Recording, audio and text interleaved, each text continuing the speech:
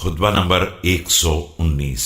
آپ علیہ السلام کا ارشاد گرامی، جب آپ علیہ السلام نے لوگوں کو جمع کر کے جہاد کی تلقین کی اور لوگوں نے سکوت اختیار کر لیا تو فرمایا، بسم اللہ الرحمن الرحیم، تمہیں کیا ہو گیا ہے؟ کیا تم گونگے ہو گئے ہو؟ اس پر ایک جماعت نے کہا، یا امیر المومنین، آپ چلیں، ہم چلنے کے لیے تیار ہیں۔ فرمایا، تمہیں کیا ہو گیا ہے؟ اللہ تمہیں ہدایت کی توفیق نہ دے اور تمہیں سیدھا راستہ نصیب نہ ہو۔ کیا ایسے حالات میں میرے لیے مناسب ہے کہ میں ہی نکلوں؟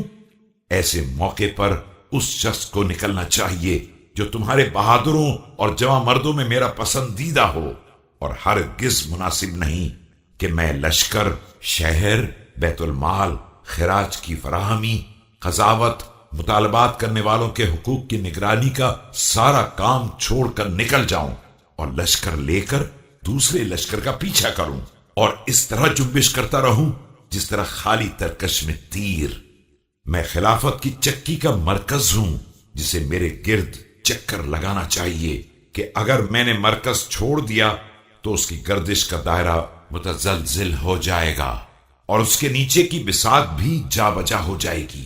خدا کی قسم، یہ بدترین رائے ہے اور وہی گواہ ہے کہ اگر دشمن کا مقابلہ کرنے میں مجھے شہادت کی آرزو نہ ہوتی جبکہ وہ مقابلہ میرے لیے مقدر ہو چکا ہو تو میں اپنی سواریوں کو قریب کر کے ان پر سوار ہو کر تم سے بہت دور نکل جاتا اور پھر تمہیں اس وقت تک یاد بھی نہ کرتا جب تک شمالی اور جنوبی ہوائیں چلتی رہیں۔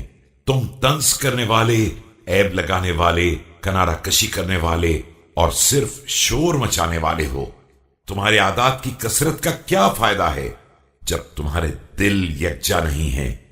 میں نے تم کو اس واضح راستے پر چلانا چاہا جس پر چل کر کوئی ہلاک نہیں ہو سکتا ہے مگر یہ کہ ہلاکت اس کا مقدر ہو۔ اس راہ پر چلنے والے کی واقعی منزل جنت ہے اور یہاں پھسل جانے والے کا راستہ جہنم ہے۔